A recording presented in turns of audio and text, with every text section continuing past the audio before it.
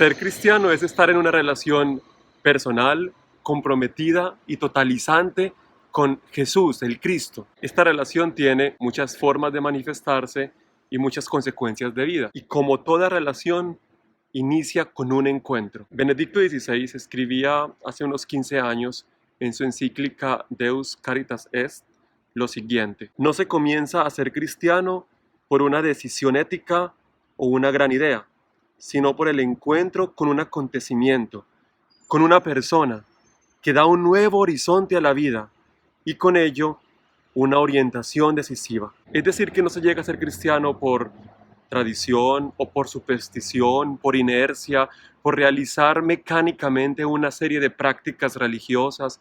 Ni siquiera se llega a ser cristiano porque nos hemos convencido de una idea, mucho menos por imposición o por ir a otra iglesia donde dicen que son verdaderos y auténticos cristianos. La experiencia cristiana, como nos la recuerda el Papa Emérito, surge de un encuentro. Este es el requisito fundamental: encontrar personalmente a la persona de Cristo y dejarse transformar totalmente por Él. Una pregunta que uno puede hacerse es entonces: ¿cómo me encuentro con Jesús?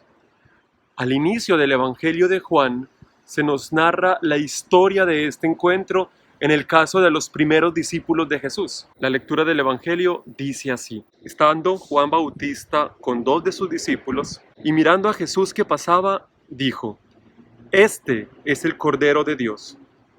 Los 2 discípulos, al oírlo hablar así, siguieron a Jesús. Él se dio vuelta y viendo que lo seguían, les preguntó: ¿qué quieren? Ellos le respondieron: Rabí, que significa maestro, ¿dónde vives? Vengan y lo verán, les dijo. Fueron, vieron dónde vivía y se quedaron con él ese día. Era alrededor de las 4 de la tarde. Uno de los 2 que oyeron las palabras de Juan y siguieron a Jesús era Andrés, el hermano de Simón Pedro. Al primero que encontró fue a su propio hermano Simón y le dijo: hemos encontrado al Mesías, que traducido significa Cristo. Entonces lo llevó a donde estaba Jesús. Jesús lo miró y le dijo: tú eres Simón, hijo de Juan. Tú te llamarás Cefas, que traducido significa Pedro. De la lectura de este evangelio encontramos como mínimo 6 elementos que hacen parte fundamental de todo encuentro con Cristo. Hay alguien que nos guía a este encuentro. Los primeros discípulos de Jesús necesitaron del testimonio de Juan, que señalaba a Jesús como el Cordero de Dios. Esta expresión, el Cordero de Dios, evocaba el recuerdo de la Pascua. Es un anuncio del poder liberador de Jesús, y ellos, sin entender quizás muy bien lo que eso podría significar, se dejaron motivar por el testimonio de Juan y siguieron a Jesús. También Pedro necesitó de la invitación de Andrés. Tenemos necesidad de alguien que nos lleve a Jesús, de alguien que nos muestre el camino, de alguien que nos ayude a comprender mejor la voz del Señor. Algo así como el pequeño Samuel, que escuchaba la voz del Señor, pero no lograba comprender que era Dios el que lo estaba llamando, confundiendo su voz con la de Elí. Y necesitó de la ayuda del sacerdote Elí para discernir que la voz que lo llamaba era la voz del Señor. Necesitó de la ayuda de Elí para saber qué responder al Señor. ¿Quién nos ha ayudado a encontrar al Señor Jesús? No existe una historia de vocación cristiana que no inicie con el testimonio de una persona, sea por su vida, sea por sus palabras. Hoy es un buen día para agradecer al Señor por aquellas personas que nos han llevado hasta Jesús, y también para reconocer que sin ellas, sin la ayuda de otros, no podríamos encontrarnos con Él. Los discípulos no se quedaron quietos. Jesús pasaba y ellos estaban en un lugar fijos junto a Juan. Tenían ya su propio maestro, tenían su experiencia vocacional resuelta.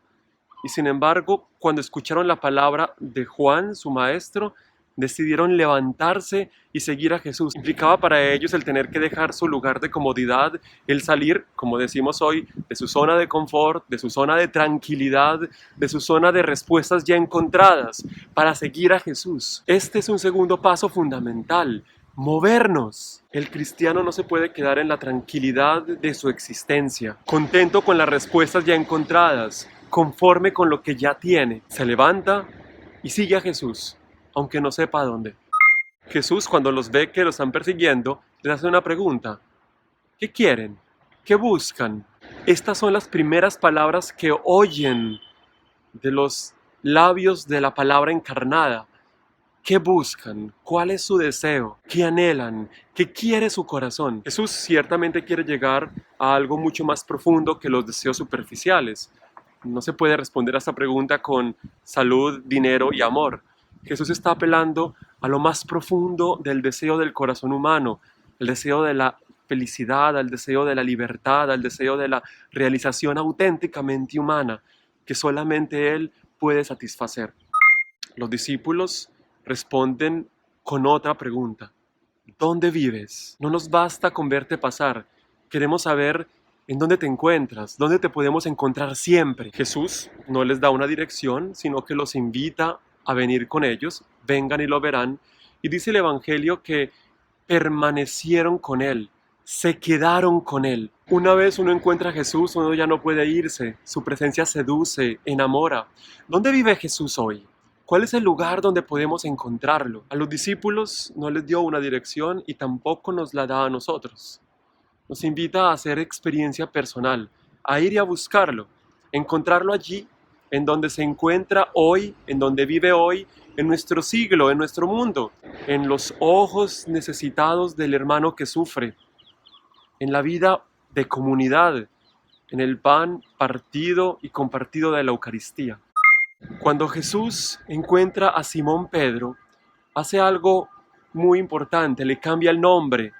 Su nombre, Simón, un nombre tradicionalmente judío, se convierte ahora en piedra, roca, Cefas en arameo. Pedro se constituyó en una roca útil al servicio del Señor. Su vida inicia a ser una vida distinta, con un sentido distinto, y eso es lo que significa el cambio del nombre. El encuentro con Jesús siempre transforma radicalmente la vida de las personas. Una nueva identidad es lo que hay detrás de un nuevo nombre, una nueva identidad. No podemos ser los mismos antes y después del encuentro con Jesús. La pregunta es, quizás a nosotros no nos cambien el nombre, nuestro nombre seguirá siendo el mismo una vez nos encontremos con Jesús, pero nuestra identidad, nuestro sentido de vida, la razón por la que respiramos es distinta. ¿Cómo nos ha transformado Jesús? ¿Somos los mismos después del encuentro con Él o somos realmente otros? Hay un nuevo motivo para vivir, una nueva razón para respirar. ¿Cuál es el nuevo nombre que el Señor nos dio? Todo encuentro con Jesús implica la necesidad de darlo a conocer para que otros también lo conozcan. Cuando Andrés conoció a Jesús, inmediatamente fue a buscar a su hermano Simón. Si seguimos leyendo el Evangelio, nos encontramos que llama a Felipe e inmediatamente va a buscar a Natanael. No se puede uno quedar callado ante la experiencia del encuentro con Jesús. Cuando uno encuentra realmente algo valioso, quiere compartirlo con otros. Algunos dirán que es fanatismo hablar de Jesús, nos tildarán de irrespetuosos por lo políticamente correcto. Y sin embargo, cuando uno está enamorado, tiene que hablar de aquello que ama. Cuando uno es apasionado, tiene que demostrar la pasión que siente. Eso es lo mismo que hicieron Andrés, Felipe y todos los que se encontraron con Jesús. Y es lo mismo que estamos llamados a hacer nosotros para que otros también puedan tener la misma experiencia que hemos tenido. Es esta la forma como se inicia la vida cristiana, ciertamente el inicio de una aventura fascinante.